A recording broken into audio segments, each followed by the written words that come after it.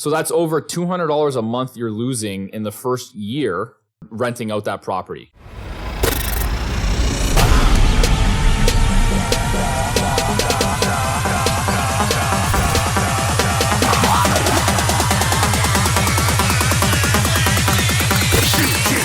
Didn't even get to cross.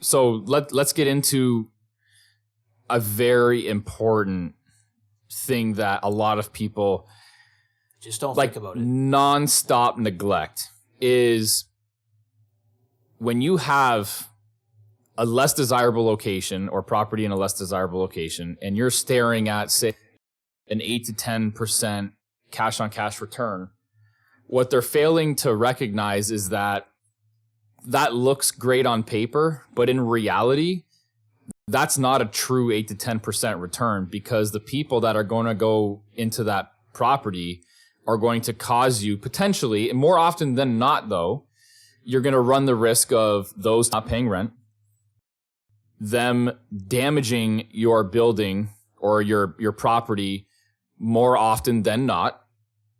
Not the cleanest people. Not the cleanest people. They have no pride of ownership more often than not.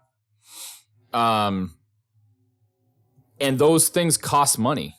They cost money and time. They cost money and time. Time is money. Exactly. People don't ever factor in their own time when investing. So that's the first thing I do. Yeah. If mine is worth $50 an hour, $100 an hour, and I'm going to take these stupid calls that are $10 or $15 an hour calls, right? I'm just talking about market rate.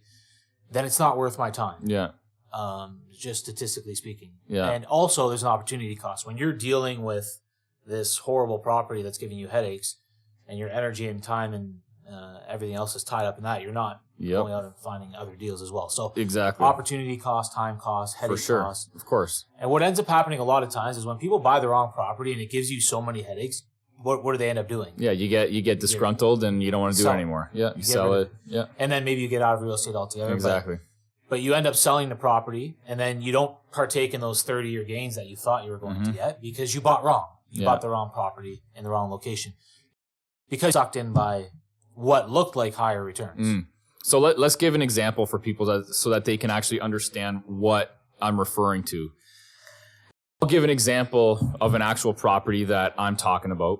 I've got a very wide array of property, some in literally AAA locations, some in D locations. I have very little in D locations now because I've liquidated a lot of the headache properties that I've had. Well, not even a lot. I never really had that many, but I have gone through the headache properties. So I'm not like talking out of my ass here. This isn't like a theoretical kind of discussion we're having. This is for real. You've dealt with it. I've dealt with it. Like, no, it's not. And I can tell you on paper on these properties, for example, I'll say a duplex that I have, it doesn't matter the location. It's in even a C location. I got a duplex in a C location. That C location will rent for, say, $1,200. Upper unit. Doesn't matter. Up or down doesn't matter. $1,200 plus utilities. Nice unit, rehabbed, whatever, but the location just isn't the greatest. Literally, because of the type of that I've had in there, I've had to repaint. So you can automatically, peel off $1,500. So you've got $1,200 a year or $1,200 a month, annualized, whatever that is, and then now you've got $1,500 when that person leaves after a year, because these type of people tend to, they jump, right? They jump from unit to unit, house to house, whatever, rental. And so you got to get retented. Yeah, you got to get it. Now you got to repaint it. Okay, you got to clean it. So there's a couple $100 cleaning it. Okay, there's $1,500 it. Maybe it's not. Maybe you got to do patchwork. Let's call it $1,000. $1,000 paint it. You got $200 to clean it, for example, say. And now you're missing a month's rent at $1,200. So there's an opportunity cost of $1,200. And then, when the tenant was there, you're getting a call every month because they want this, they're upset. And about that, say for example, they were rough on the fridge. Now you got to buy a new fridge, $800. Just for example, right? You know what I mean? Or say one on Kijiji is $200. So you're right there, you're $1,500. Okay, you're losing a month's rent, so you're at $2,700.